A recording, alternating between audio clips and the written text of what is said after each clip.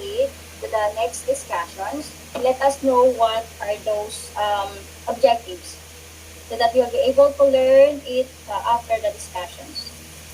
Okay, the first one is define the communication breakdown.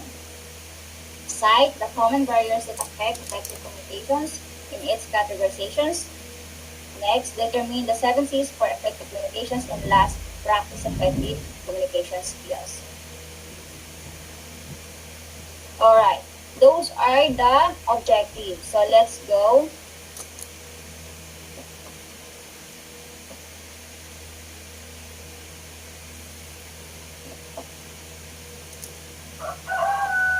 Can you see the class? Yes. Okay. What can you say about the picture? Permission po, ma'am. Permission.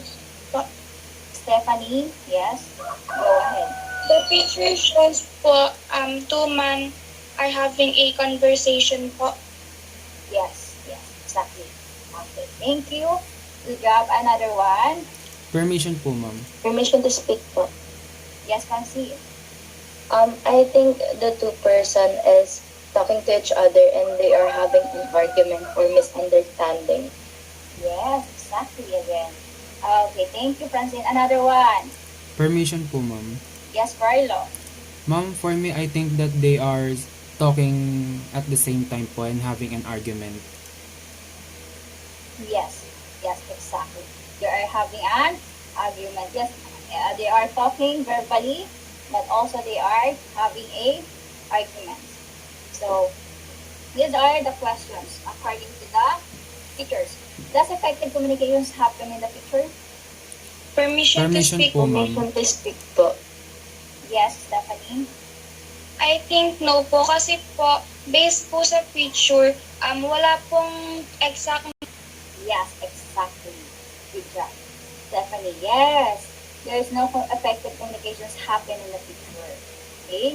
So, like Stephanie, they're having arguments. There's no clear message to the both receiver and sender.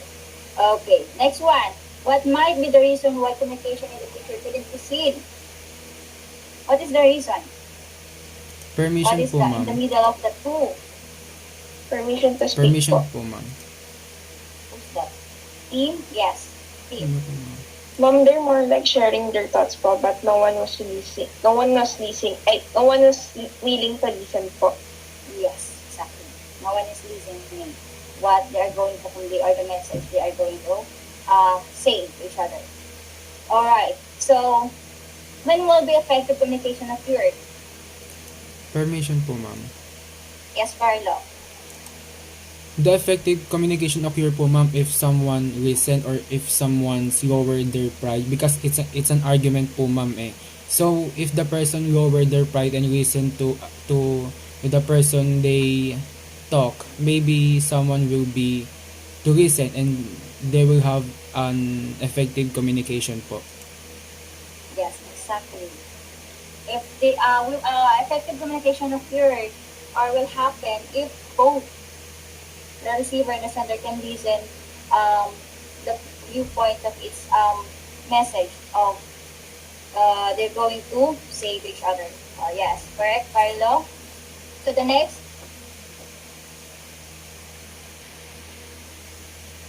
Yes. So our lesson for today is about effective communications and barriers. So, just like the picture. See, between the speaker and the listener or the receiver of the message. What we call that?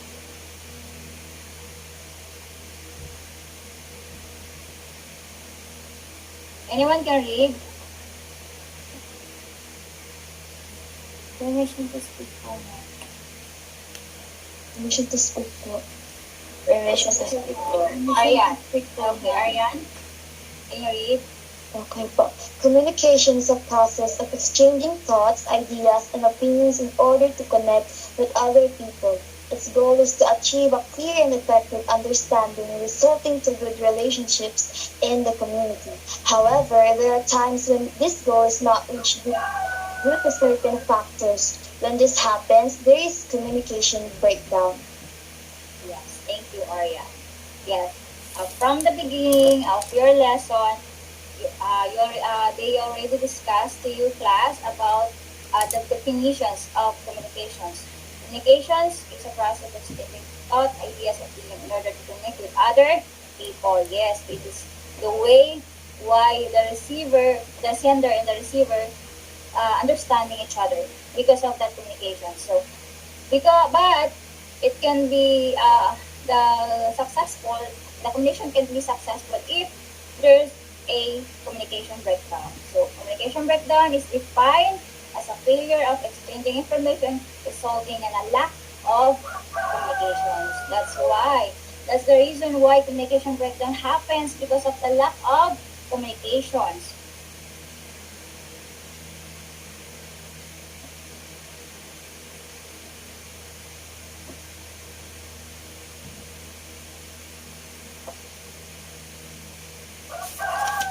Okay, can you read please? Permissions permission to speak. To speak. Cristobal. Let's give a chance to Cristobal. The elements involved in communication are important in the success or failure of this process. These very same elements, sender, message, receiver, feedback, etc., can, can pose a threat to the efficiency or effectiveness of the process. Communication breakdown may occur when problems in any of the elements. Okay, alright. Thank you, Cristobal. So, in communication failure, the elements can be involved also as a failure in the process of communications. So what are those elements of communications? The sender, the message, the receiver, the feedback, and the other. Okay? The channel, of course.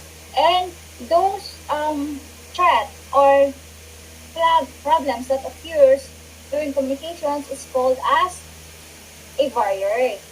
So the barriers, that because of that barriers, communication breakdowns occur. So let us know what are those common barriers in effective communications. Okay, the first one is jargon. Do you hear that word, jargon, class? Hindi pa po. Okay. So jargon is overcomplicated, unfamiliar, and or technical terms. Actually, this word is commonly used by different fields. Just like, for example, the medical term. This one, cesarean section, CS is for cesarean sections. But for the IT, the word CS is computer science. It's different, right? So if the sender used that jargon word or complicated words, can the receiver understand the message? No po. No po. Yes, no. No, of course. Except if that person or the receiver is also the same with the sender's field or professions. We can understand each other, right? Yes po. Okay. Yes, Okay. Next, now, emotional barriers and taboos. Difficult to express their emotions, and some topics may be completely off limits or taboo. Anyone knows what is taboo?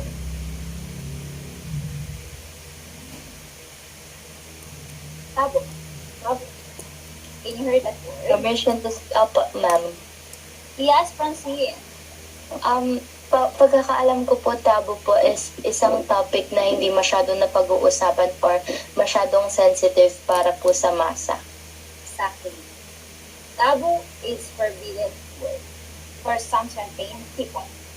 So it's hard for them to do to take that topic if that really um, um, hindi sa kanila talagang pwede o baga illegal for that word.